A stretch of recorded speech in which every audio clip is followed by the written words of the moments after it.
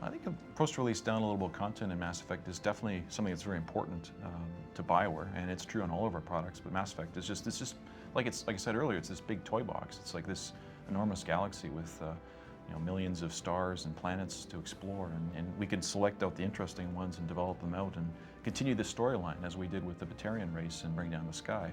So I think from a franchise perspective, it's going to help to fill in the gaps in understanding and continue certain plot lines and develop out certain types of gameplay.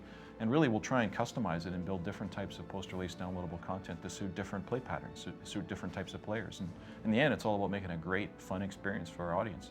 Through the first story and things like Bring Down the Sky, we want to make sure that there's always content out there for them to be able to play through, so that it kind of leads into Mass Effect 2. And in particular, we kind of have some exciting things that we want to do in terms of the story and how the story through downloadable content is going to set up the sequel. Things we're working on right now for the Mass Effect universe next is we had something in Mass Effect 1 that again we weren't able to pull off just because we didn't have the time, and we didn't think we'd be able to do it well enough, which was a fight club or an arena.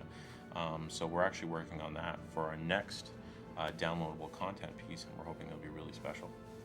So we wanted to be able to give people a much more combat-oriented, a little bit lighter story kind of experience. You're going to go to kind of a casino, gaming, fight club, space station. Any save game that you make from Mass Effect 1, you should be able to carry that same character into Mass Effect 2. So if you do the fight club and you make your save, you finish Mass Effect 1, you'll be able to take that save game and create a character so that you can continue that experience into Mass Effect 2. So in the second game, you're actually going to go through a darker period where you're really looking for answers. It's a lot harder to find what the realities are, and there are a lot of twists and turns, and it's generally a much darker experience. Well, I think what we want to do with Mass Effect is look at universal themes, themes that apply to somebody, in the future, in the past, in our present contemporary themes. So, as we've explored in Mass Effect 1, we had things like, love, loss, consequences, choice. Does the end justify their means? Morality in a general sense like that. We're obviously going to continue with those kinds of themes. We are going to continue to push forward on other themes like, technology. What does it mean to be alive? How does synthetic life or artificial intelligence compare to true life or organic life? How do you cross those boundaries? Can you cross those boundaries? Should we cross those boundaries?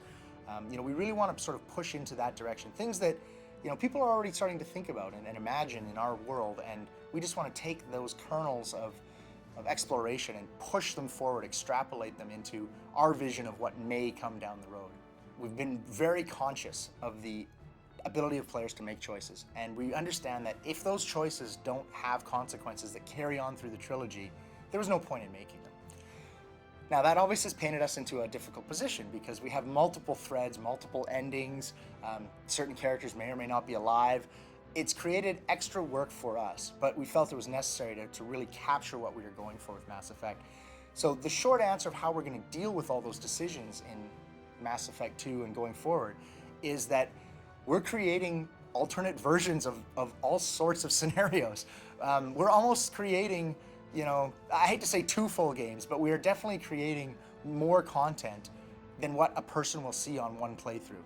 If you play through the game with a save game from the first Mass Effect, and then you make another save game where you had made different choices and play through again, or you talk to a friend who's played and they had made different choices in Mass Effect 1, there will be significant differences that you'll be saying, wow, how did that happen?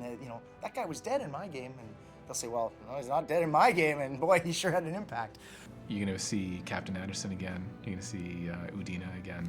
A lot of the main characters that were a big part of the story in Mass Effect 1. And that's a lot of the fun of an ongoing story, is that these characters, it's a character story. So you'll see these characters throughout the trilogy as long as they don't die because of you.